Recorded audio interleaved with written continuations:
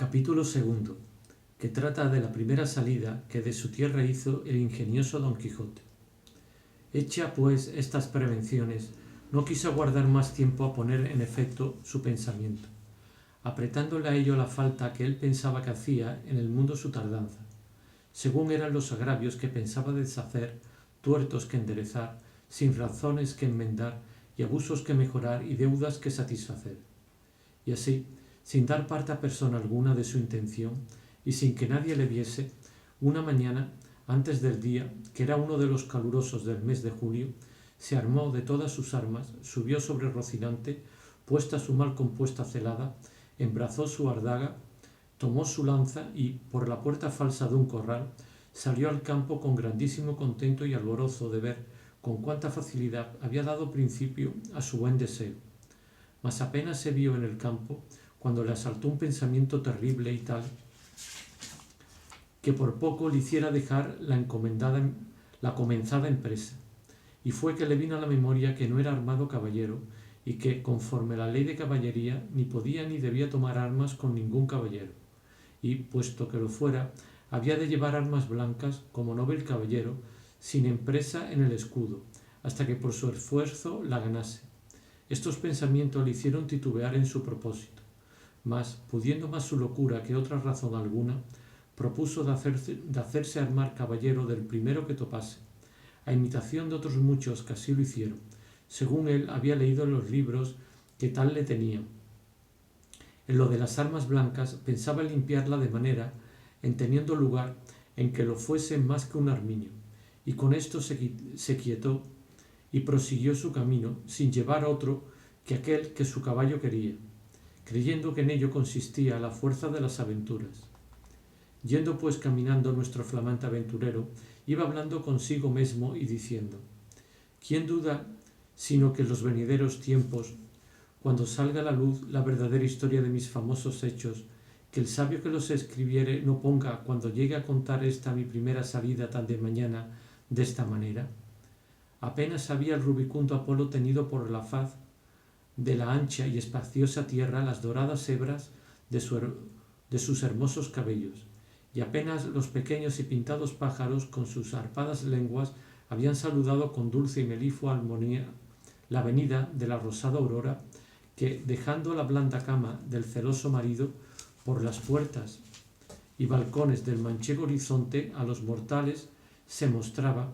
cuando el famoso caballero Don Quijote de la Mancha, dejando las ociosas plumas, subió sobre su famoso caballo Rocinante y comenzó a caminar por el antiguo y conocido campo de Montiel.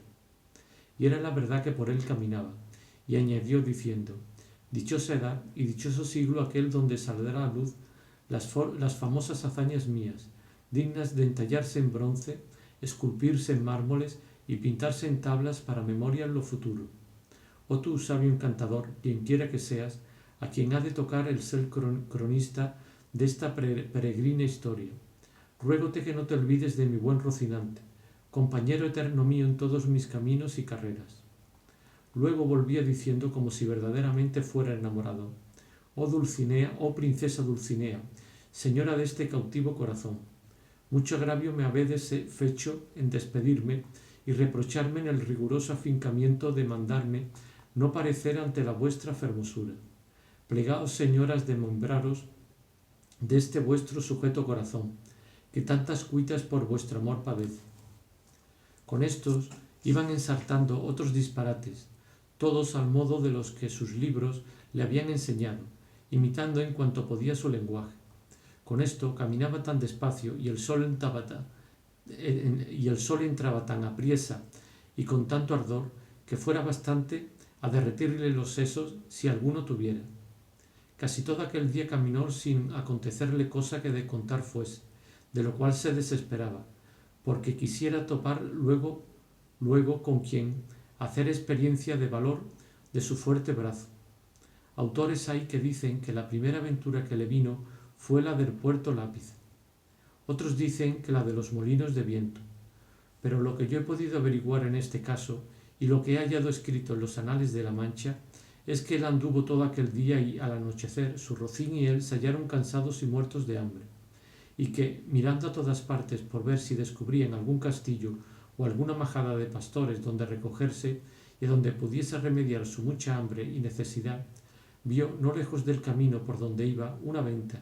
que fue como si viera una estrella que, no a los portales, sino a los alcázares de su redención le encaminaba. Diose priesa a caminar y llegó a ella a tiempo que anochecía. Estaban acaso a la puerta dos mujeres mozas, de estas que llaman del partido, las cuales iban a Sevilla con unos arrieros que la venta aquella noche acertaron a hacer jornada.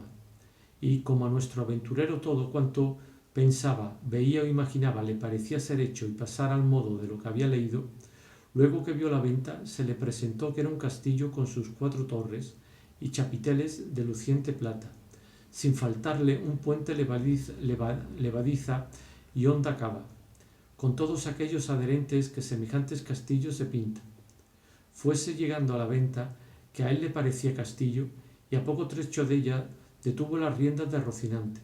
esperando que algún enano se pusiese entre las almenas a dar señal con alguna trompeta de que llegaba caballero al castillo.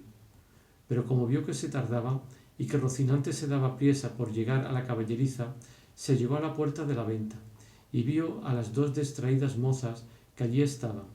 que a él le parecieron 2 hermosas doncellas o 2 graciosas damas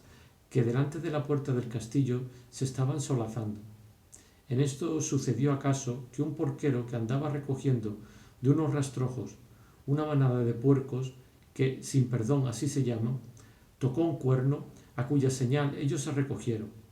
y al instante se le presentó a Don Quijote lo que deseaba, que era que algún enano hacía señal de su venida, y así, con extraño contento, llegó a la venta y a las damas, las cuales, como vieron venir a un hombre de aquella suerte, armado y con lanza y adarga, llenas de miedo, se iban a entrar en la venta. Pero Don Quijote, coligiendo que por su huida su miedo, alzóse la visera de papelón y descubriendo su seco y polvoroso rostro, con gentil talante y voz reposada les dijo: «No fuyan las vuestras mercedes, ni teman desaguisado alguno. Cá la orden de caballería que profeso no toca ni atañe facerle a ninguno, cuanto más a tan altas doncellas como vuestras presencias demuestran». Mirábanle las mozas y andaban con los ojos buscándole el rostro,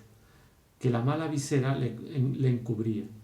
Mas como se oyeron llamar doncellas, cosa tan fuera de su profesión, no pudieron tener la risa, y fue de manera que Don Quijote vino a correrse y a decirles: «Bien parece la mesura en las fermosas, y es mucha sandez además la risa, que de leve causa procede. Pero no vos lo digo porque os acuitedes ni mostredes mal talante, que el mío non es de al que de serviros». El lenguaje no entendido de las señoras y el mal talle de nuestro caballero acrecentaba en ellas la risa y en él el enojo, y pasara muy adelante si a aquel punto no saliera el ventero, hombre que, por ser muy gordo, era muy pacífico, el cual, viendo aquella figura contrahecha, armada de armas tan desiguales como era la brida, lanza, adarga y coselete, no estuvo en nada en acompañar a las doncellas en las muestras de su contento, mas en efecto, temiendo la máquina de tantos pertrechos, determinó de hablarle comedidamente, y así le dijo: «Si vuestra merced, señor caballero, busca posada, amén del hecho, porque en esta venta no hay ninguno, todo lo demás se hallará en ella en mucha abundancia». Viendo Don Quijote la humildad del alcaide de la fortaleza, que tal le pareció a él el ventero y la venta, respondió: «Para mí, señor castellano, cualquier cosa basta, porque mis arreos son las armas, mi descanso el pelear, etc». Pensó el huésped que de haberle llamado castellano había sido por haberle parecido de los sanos de Castilla, aunque él era andaluz y de los de la playa de Sanlúcar, no menos ladrón que Caco, ni menos maleante que estudiado paje, y así le respondió: Según eso, las camas de vuestra merced serán duras peñas, y su dormir siempre velar. Y siendo así, bien se puede apear, con seguridad hallar en esta choza ocasión y ocasiones para no dormir en todo un año, cuanto más en una noche. Y diciendo esto, fue a tener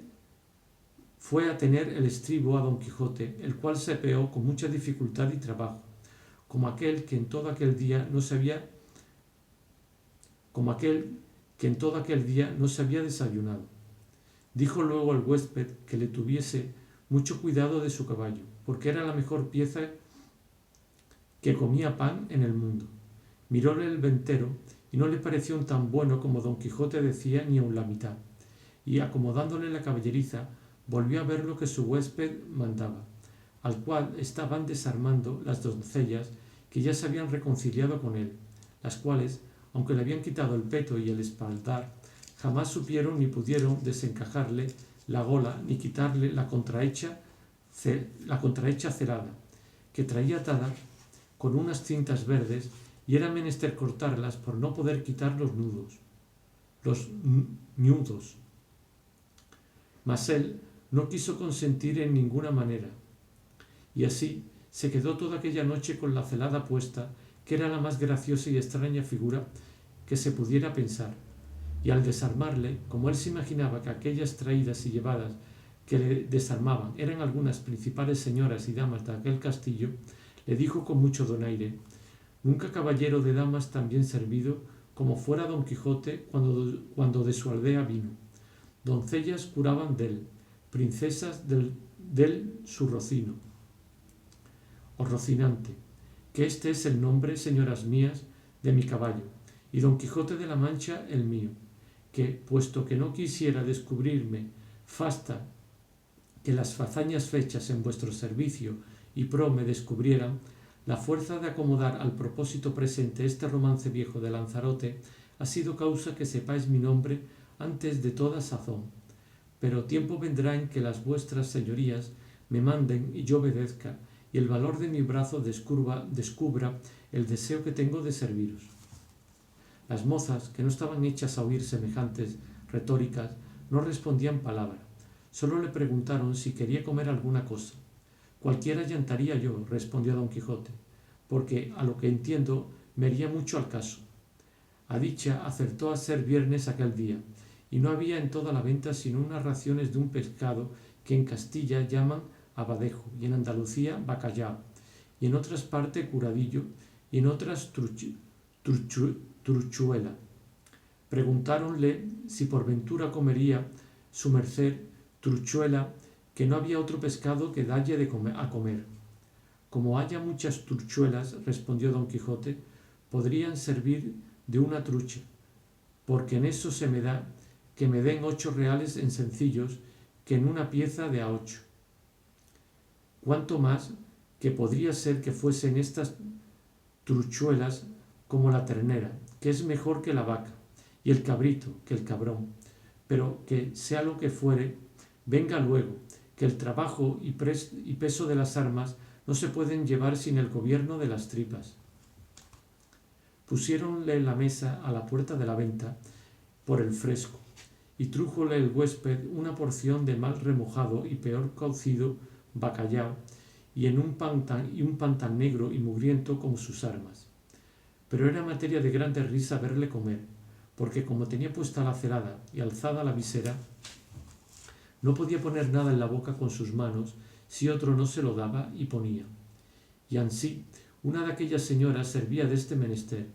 mas al darle de beber no fue posible, ni lo fuera si el ventero no era dada una caña y puesto él un cabo en la boca, por el otro le iba echando el vino. Y todo esto lo recibía en paciencia, a trueco de no romper las cintas de la celada. Estando en esto, llegó acaso a la venta un castrador de puercos, y así como llegó, sonó su silbato de cañas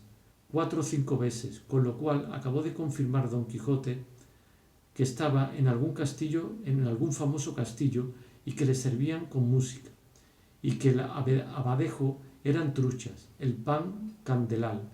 y las rameras damas, y el ventero castellano del castillo, y con esto daba por bien empleada su determinación y salida. Mas lo que más le fatigaba era no verse armado caballero, por parecerle que no se podría poner legítimamente en aventura alguna sin recibir la orden de caballería. Capítulo 3, donde se cuenta la graciosa manera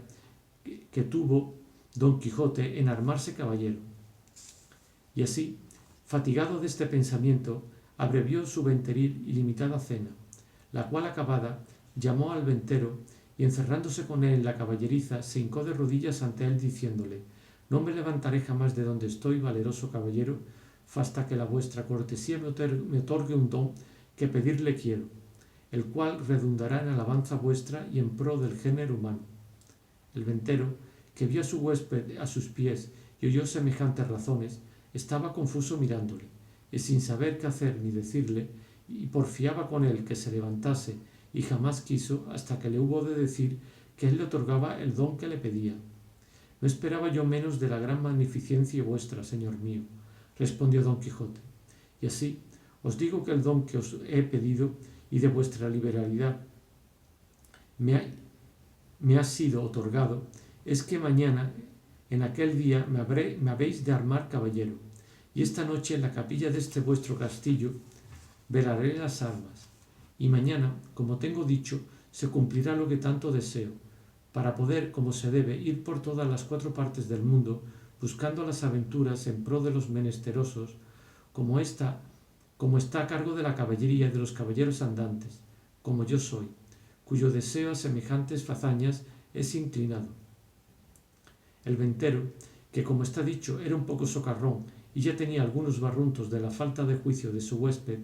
acabó de querérselo cuando acabó de oírle semejantes razones, y por tener que reír aquella noche, determinó de seguirle el humor, y así le dijo que andaba muy acertado en lo que deseaba y pedía, y que tal presupuesto era propio y natural de los caballeros tan principales como él parecía, y como su gallarda presencia mostraba, y que él asimismo, en los años de su mocedad, se había dado en aquel honroso ejercicio, andando por diversas partes del mundo buscando sus aventuras, sin que hubiese dejado los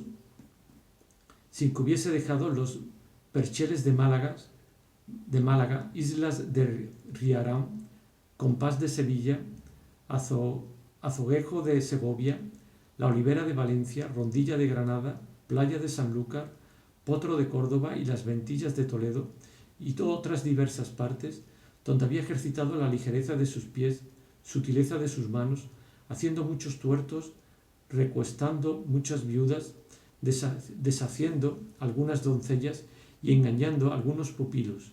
y, finalmente, dándose a conocer por cuantas audiencias y tribunales hay casi en toda España, y que, a lo último, se había venido a recoger en aquel su castillo, donde vivía con su hacienda y con las ajenas, recogiendo en él a todos los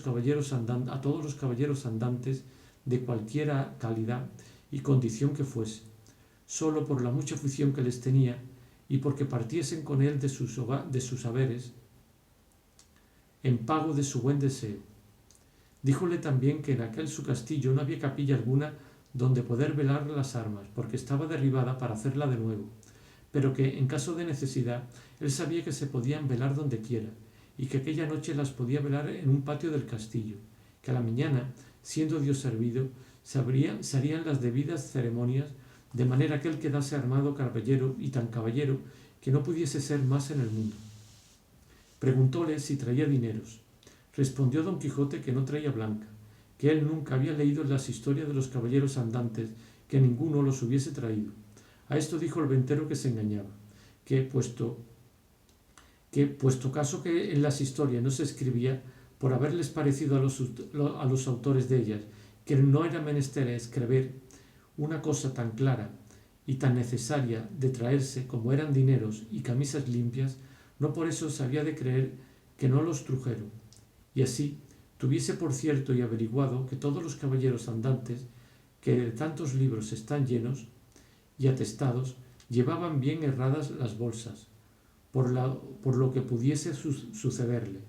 y que asimismo llevaban camisas y una arqueta pequeña llena de ungüentos para curar las heridas que recibían, porque no todas veces en los campos y desiertos donde se combatían y salían heridos había quien los curase, si ya no era que tenían algún sabio encantador por amigo que luego los socorría, trayendo por el aire en alguna nube alguna doncella o enano con alguna redoma de agua de tal virtud que, engustando alguna gota de ella, luego al punto quedaban sanos de sus llagas y heridas, como si mal alguno hubiesen tenido. Mas que, en tanto que esto no hubiese, tuvieron los pasados caballeros por cosa acertada que sus escuderos fuesen proveídos de dineros y de otras cosas necesarias, como eran hilas y ungüentos para curarse. Y cuando sucedía que los tales caballeros no tenían escuderos, que eran pocas y raras veces, ellos mismos los llevaban todo en unas alforjas muy sutiles que casi no se parecían a las ancas del caballo, como que era otra cosa de más importancia, porque, no siendo por ocasión semejante, esto de llevar alforjas no fue muy admitido entre los caballeros andantes, y por esto le daba por consejo, pues aún se lo podía mandar como a su ahijado,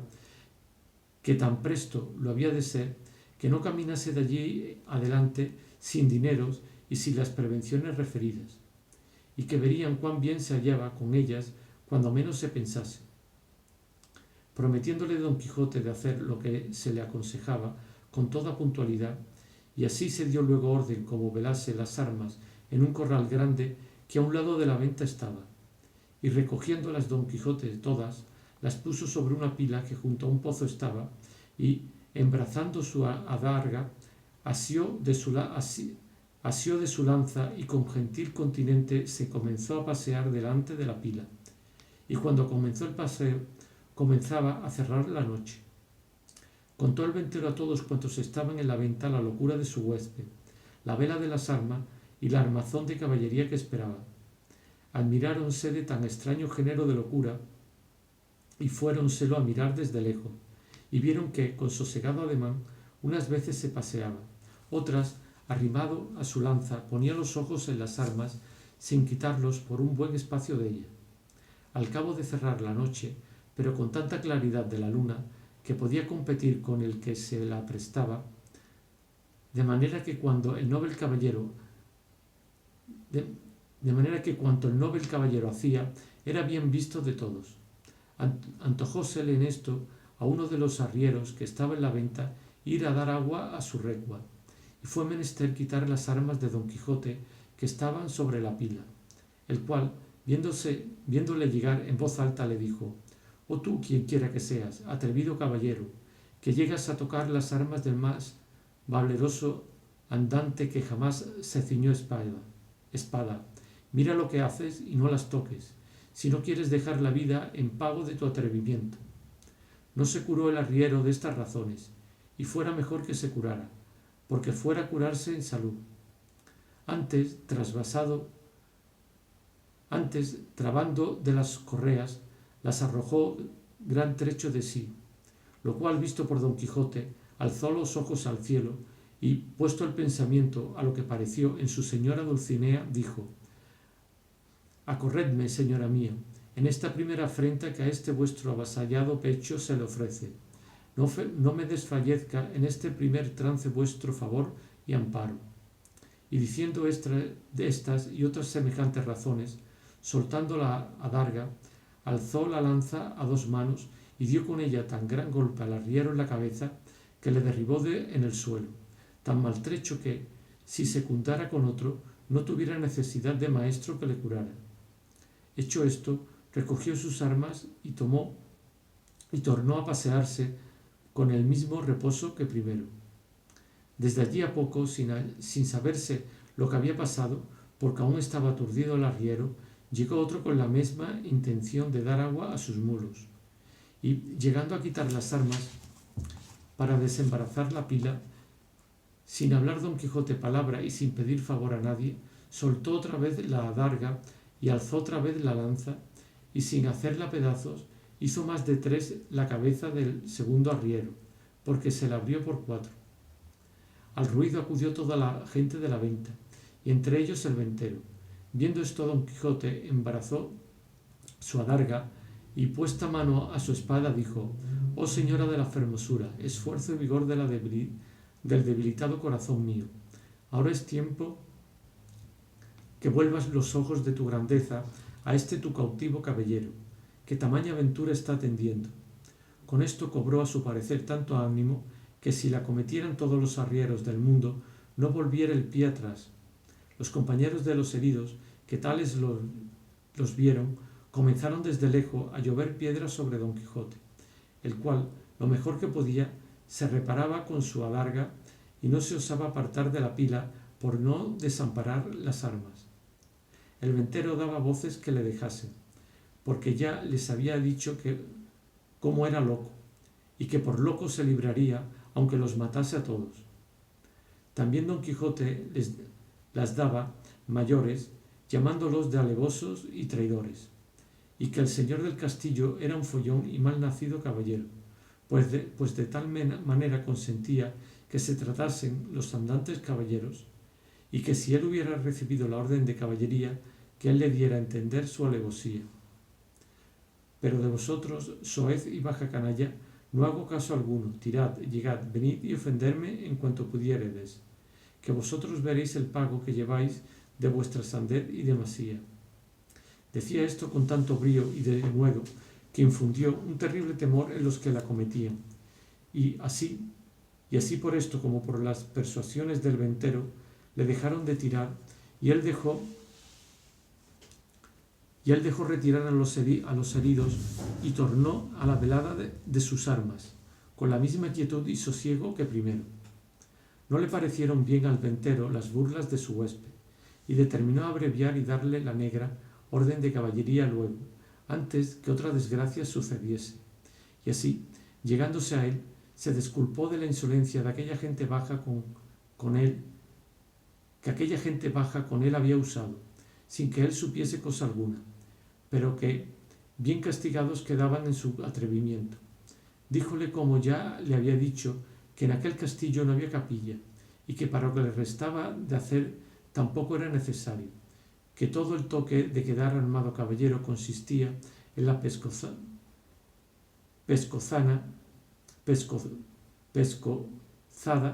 y en el espaldarazo, según él tenía noticia del ceremonial de la orden, y que aquello en mitad de un campo se podía hacer,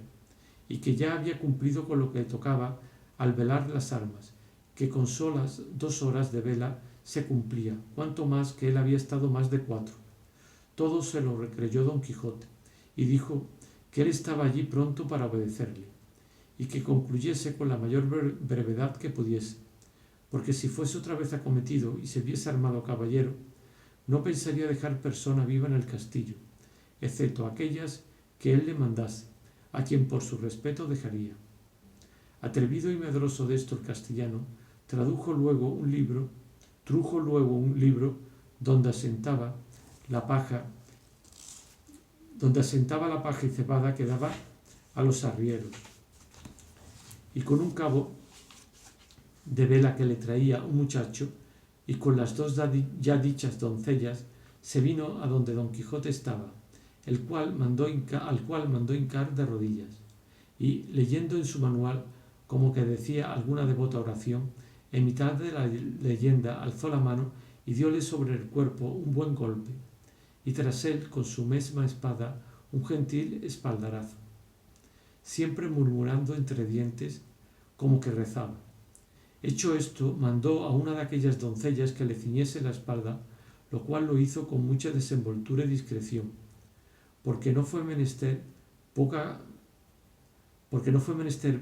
para no reventar de risa a cada punto de las ceremonias. Pero las proezas que ya habían visto del novel caballero les tenía la risa a raya. Al ceñirle la espada, dijo la buena señora: «Dios haga vuestra merced muy venturoso caballero y les dé venturas en lides». Don Quijote le preguntó cómo se llamaba, porque él supiese de allí en adelante a quien quedaba obligado por la merced recibida, porque pensaba darle alguna parte de la honra que alcanzase por el valor de su brazo. Ella respondió con mucha humildad que se llamaba La Tolosa y que era hija de un remendón natural de Toledo que vivía a las tendillas de Sancho Bienaya, y que donde quiera que ella estuviese le serviría y le tendría por señor. Don Quijote le replicó que por su amor le hiciese merced que de allí en adelante se pusiese don y se llamase Doña Tolosa. Ella se lo prometió, y la otra le calzó la espuela, con la que le pasó casi el mismo coloquio que con la de la espada. Preguntóle su nombre y dijo que se llamaba La Molinera y que era hija de un honrado molinero de Antequera, a la cual también rogó Don Quijote que se pusiese don y se llamase Doña Molinera, ofreciéndole nuevos servicios y mercedes. Hechas pues de galope y a prisa las hasta aquí nunca vistas ceremonias, no vio la hora Don Quijote en verse a caballo y salir buscando las aventuras. Y ensillando luego Rocinante, subió a él y abrazando a su huésped le dijo cosas tan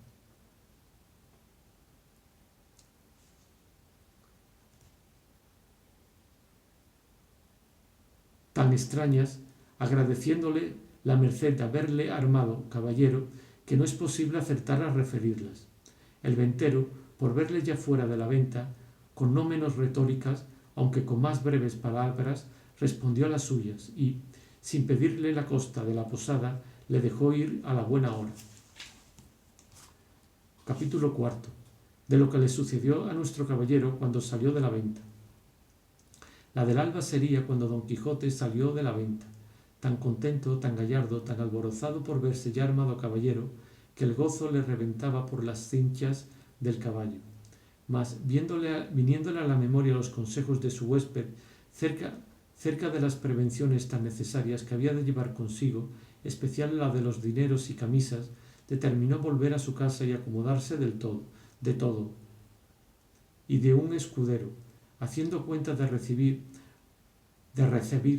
a un labrador vecino suyo que era pobre y con hijos, pero muy a propósito para el oficio escuderil de la caballería. Con este pensamiento siguió a Rocinante hacia su aldea, el cual, casi conociendo la querencia, con tanta gana comenzó a caminar que parecía que no ponía los pies en el suelo. No había andado mucho cuando le pareció que a su diestra mano,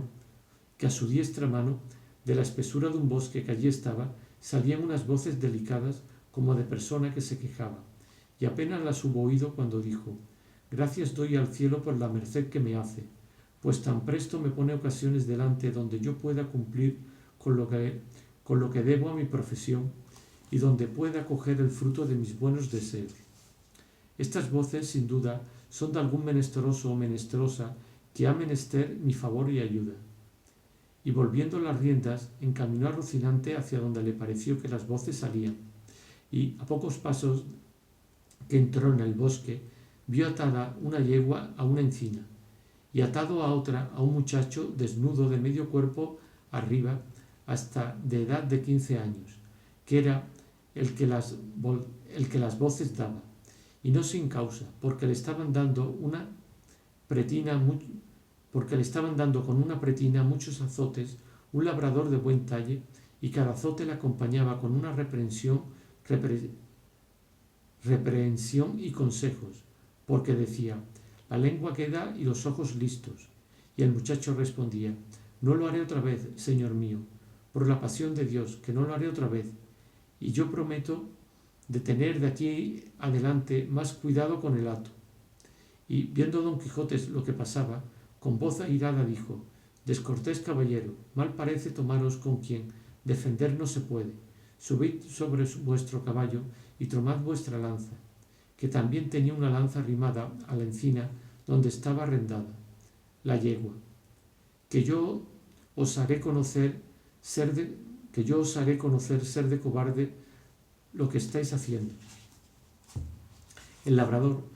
que vio sobre sí aquella figura llena de armas, blandiendo la lanza sobre su rostro, túvose por muerto, y con buenas palabras respondió: Señor caballero, este muchacho que estoy castigando es mi criado que me sirve de guardar una manada de ovejas que tengo en estos contornos, el cual es tan descuidado que cada día me falta una, y porque castigo su descuido o bellaquería, dice que lo hago de miserable, por no pagarle la soldada que le debo, y en Dios y en mi ánima que miente. Miente delante de mí, ruin villano, dijo Don Quijote, por el sol que nos alumbra, que estoy por pasaros de parte a parte con esta lanza. Pagadle luego sin más réplica, sino por el Dios que nos rige, que os concluya y aniquile en este punto. Desatadlo luego. El labrador bajó la cabeza y, sin responder palabra, desató a su criado, el cual preguntó Don Quijote que cuánto le debía su amo. Él dijo que 9 meses, a 7 reales cada mes. Hizo la cuenta Don Quijote y halló que montaban 73 reales. Y díjole al labrador que al momento los desembolsase, si no quería morir por ello. Respondió el medroso villano que para el paso en que estaba y juramento que había hecho, y aún no había jurado nada, que no eran tantos, porque se le habían de descontar y recibir en cuenta 3 pares de zapatos que le había dado y 1 real de 2 sangrías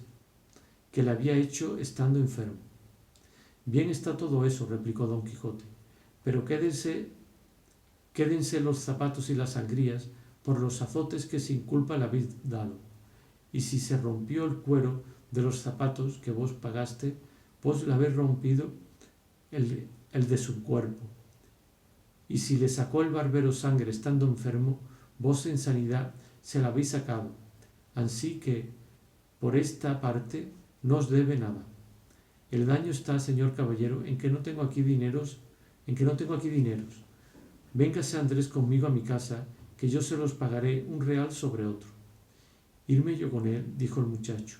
más mal año. No, señor, ni por pienso, porque en viéndose solo me desuelle como a un San Bartolomé. No era tal, replicó Don Quijote. Basta que yo se lo mande para que me tenga respeto, y con que él me lo jure por la ley de caballería que ha recibido, le dejaré ir libre y aseguraré la paga. Mire vuestra merced, señor, lo que dice, dijo el muchacho, que este mi amo no es caballero ni ha recibido orden de caballería alguna, que es Juan Aldudo, el rico, el vecino del Quintanar. Importa eso poco, respondió Don Quijote, que Aldudos pueda haber caballeros, cuanto más que cada uno es hijo de sus obras.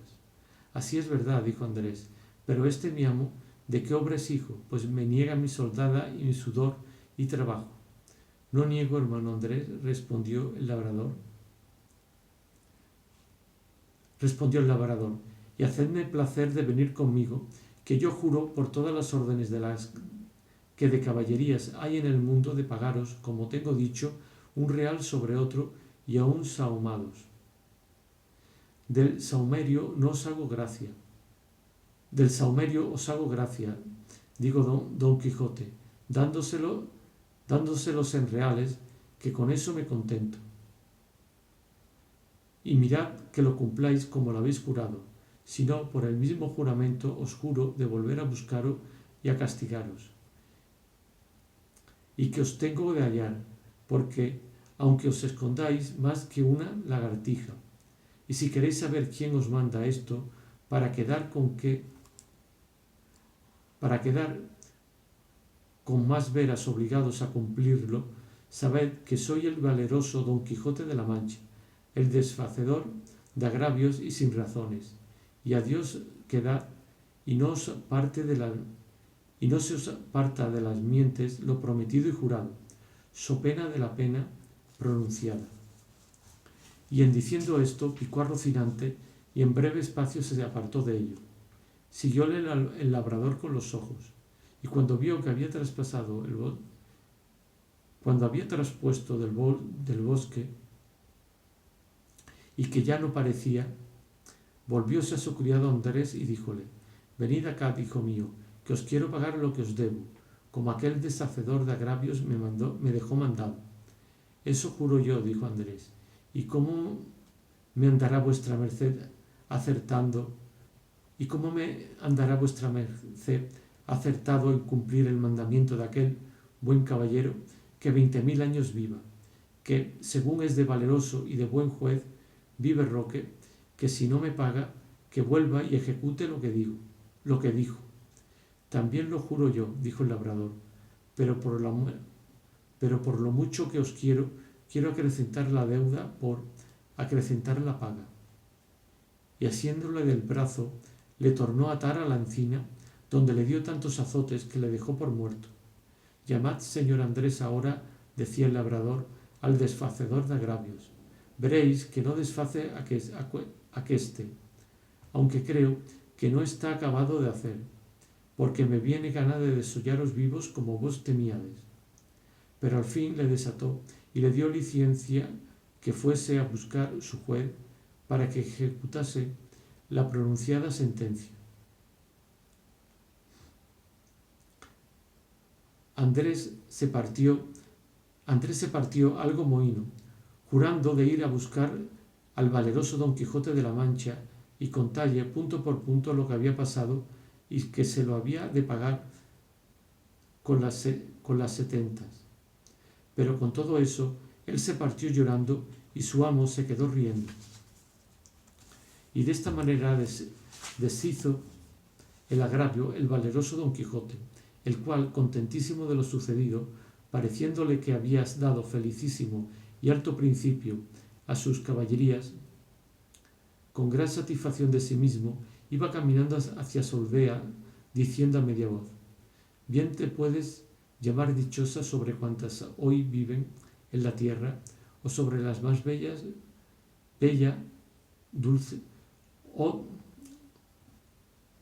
bien te puedes llamar dichosa sobre cuantas hoy viven en la tierra, o sobre las bellas, bella Dulcinea del Toboso, pues te cupo en suerte tener sujeto y rendido a toda tu voluntad y talante a un tan valiente y tan nombrado caballero como lo es y será Don Quijote de la Mancha, el cual, como todo el mundo sabe, ayer recibió la orden de caballería y hoy ha desfecho el mayor tuerto y agravio, que formó la sinrazón y cometió la crueldad. Hoy quitó el látigo de la mano aquel despiadado enemigo que tan sin ocasión vapulaba a aquel delicado infante. En esto llegó a un camino que en cuatro se dividía, y luego se le vino a la imaginación las encrucejadas donde los caballeros andantes se ponían a pensar cuál camino de aquellos tomarían, y por imitarlos estuvo un rato quedo, y al cabo de haberlo muy bien pensado, soltó la rienda a Rocinante, dejando a la voluntad del Rocín la suya, el cual siguió su primer intento, que fue irse camino de su caballeriza. Y habiendo andado como 2 millas, descubrió Don Quijote un gran tropel de gente, que, como después se supo, eran unos mercaderes toledanos que iban a comprar seda a Murcia. Eran 6, y venían con sus quitasoles, con otros 4 criados a caballos y 3 mozos de mulas a pie. Apenas los divisó Don Quijote, cuando se imaginó ser cosa de nueva aventura, y por imitar en todo a cuanto a él le parecía los posibles pasos que había leído en sus libros, le pareció venir allí de molde uno que pensaba hacer. Y así, con gentil continente y denuedo, se afirmó bien en los estribos, apretó la lanza, llegó la adarga al pecho y, puesto en la mitad del camino, estuvo esperando que aquellos caballeros andantes llegasen, que ya él por tales los tenía y juzgaba. Y cuando llegaron a trecho que se pusieron ver y oír, levantó Don Quijote la voz y con ademán arrogante dijo: todo el mundo se tenga. Si todo el mundo no confiesa que no hay en el mundo todo doncella más hermosa que la emperatriz de la Mancha, la sin par Dulcinea del Toboso. Paráronse los mercaderes al son de estas razones, y a ver la extraña figura que las decía. Y por la figura y por las razones, luego echaron de ver la locura de su dueño, mas quisieron ver despacio en qué paraba aquella confesión que se les pedía, y uno de ellos, que era un poco burlón y muy mucho discreto, le dijo: Señor caballero, nosotros no conocemos quién sea esa buena señora que decís. Mostrádnosla, que si ella fuera de tanta hermosura como significáis, de buena gana y sin apremio alguno confesaremos la verdad que por parte vuestra nos es pedida. Si os la mostrara, replicó don Quijote, ¿qué hicierais vosotros en confesar una verdad tan notoria? La importancia está en que sin verla lo habéis de creer, confesar, afirmar, jurar y defender. Donde no, conmigo sois en batalla gente descomunal y soberbia. Que ahora vengáis uno a uno, o como pide la orden de caballería, ora todos juntos, como es costumbre y mala usanza de los de vuestra ralea. Aquí os aguardo y espero, confiado en la razón que de mi parte tengo. Señor caballero, replicó el mercader, suplico a vuestra merced, en nombre de todos estos príncipes que aquí estamos, que, porque no encarguemos nuestras conciencias confesando una cosa por nosotros jamás vista ni oída, y más siendo tan en perjuicio de las emperatrices y reinas de la Alcarria y Extremadura, que vuestra merced sea servido de mostrarnos algún retrato de esa señora, aunque sea tamaño como un grano de trigo, que por el hilo se sacará el ovillo, y quedaremos con esto satisfechos y seguros, y vuestra merced quedará contento y pagado, y aún creo que estamos ya tan de su parte que, aunque su retrato nos muestre que es tuerta de un ojo y que del otro le emana bermellón y piedra azufre, con todo eso, por complacer a vuestra merced, diremos en su favor todo lo que quisiere. No le emana, canalla infame, respondió don Quijote encendido de cólera, no le emana, digo,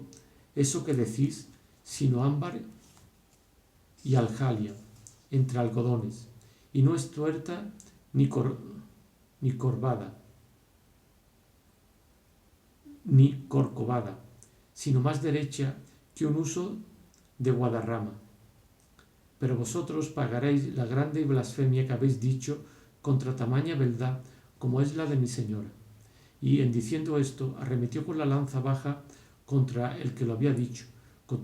tanta furia y enojo, que si la buena suerte no hiciera que en la mitad del camino tropezara y cayera Rocinante, lo pasara mal el atrevido mercader.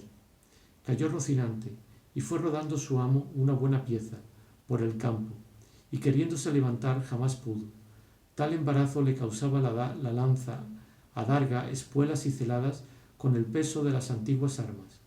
Y entre tanto que pugnaba por levantarse y no podía, estaba diciendo: no fuyáis, gente cobarde, gente cautiva, atended, que no por culpa mía sino de mi caballo estoy aquí tendido.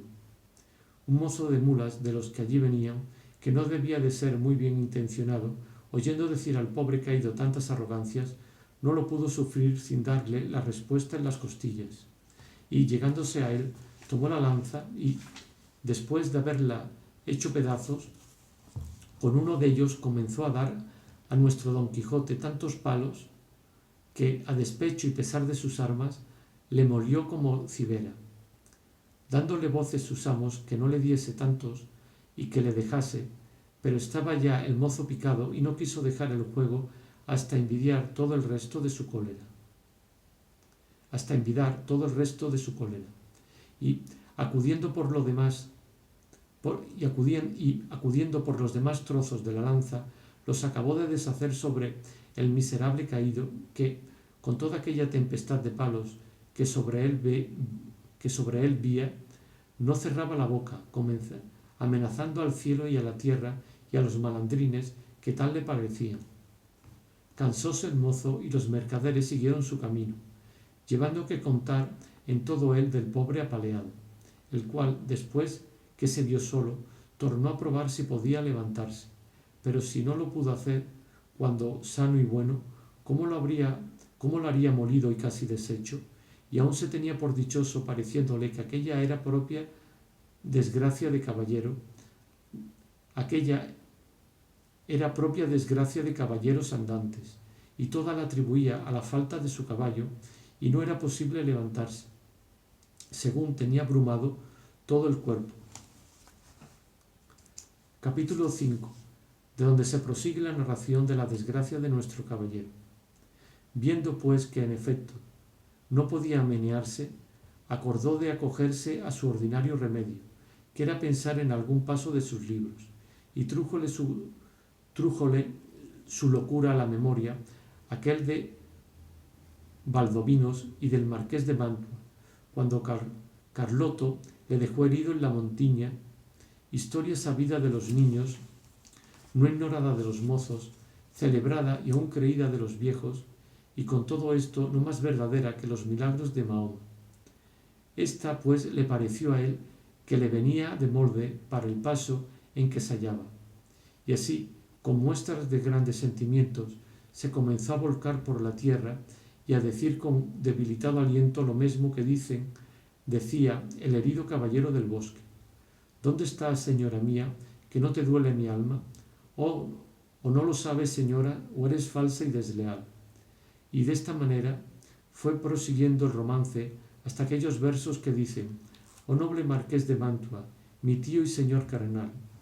Y quiso la suerte que, cuando llegó a este verso, acertó a pasar por allí un labrador de su mismo lugar y vecino suyo, que venía de llevar una carga de trigo al molino, el cual, viendo a aquel hombre allí tendido,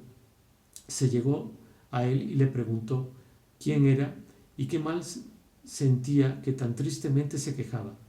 Don Quijote creyó sin duda que aquel era el marqués de Mantua, su tío,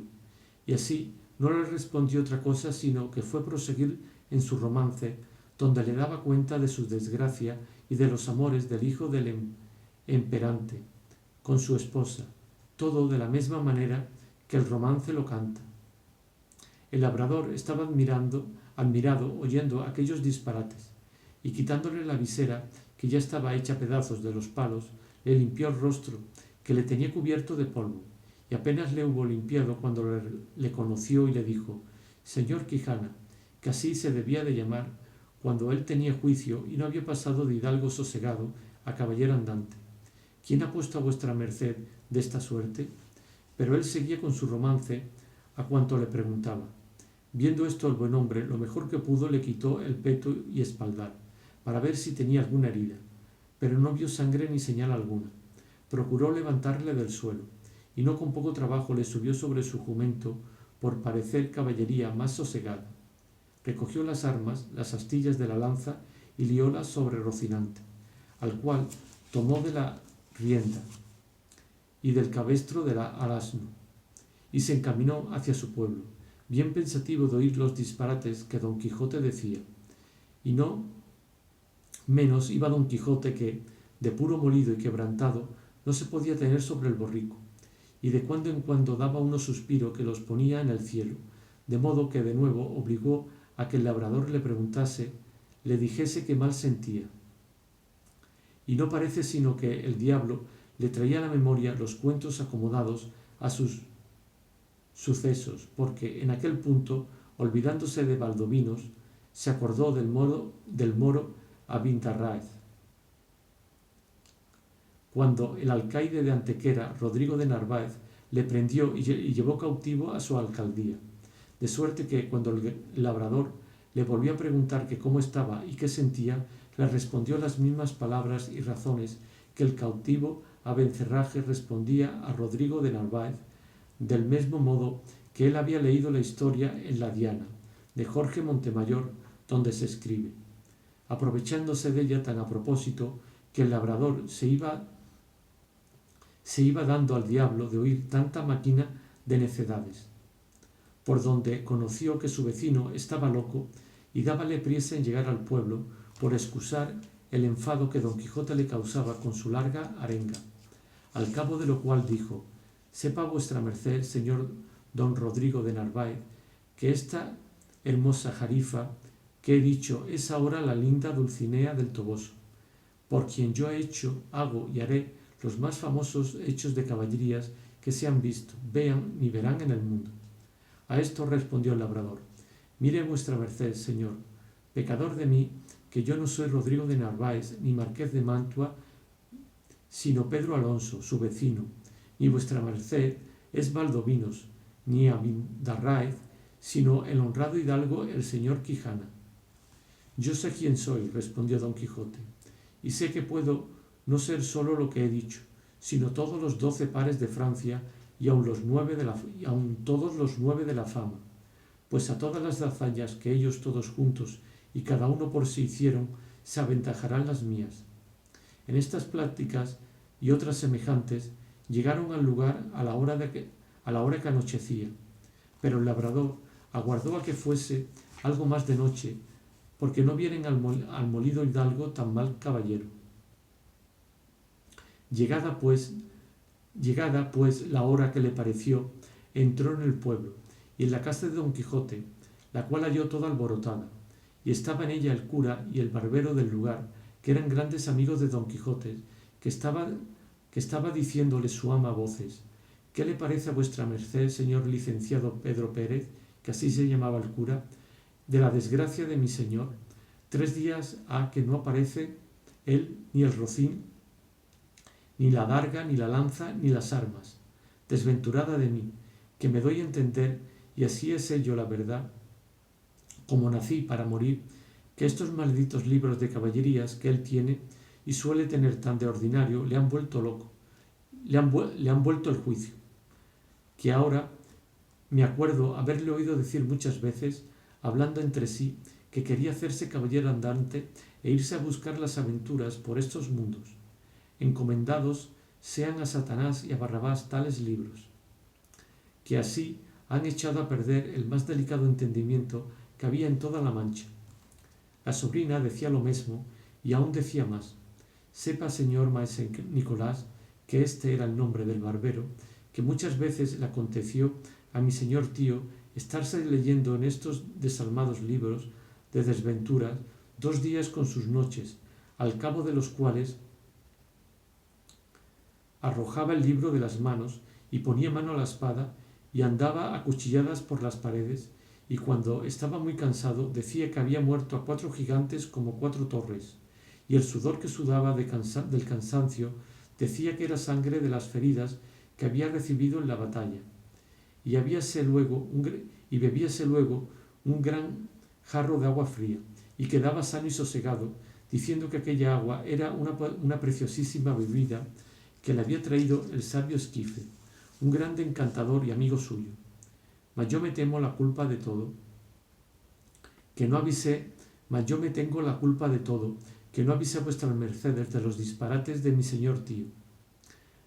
para que lo remediaran antes de llegar a lo que ha llegado, y quemaran todos estos descomulgados libros, que tiene muchos, que bien merecen ser abrasados, como si fuesen de herejes.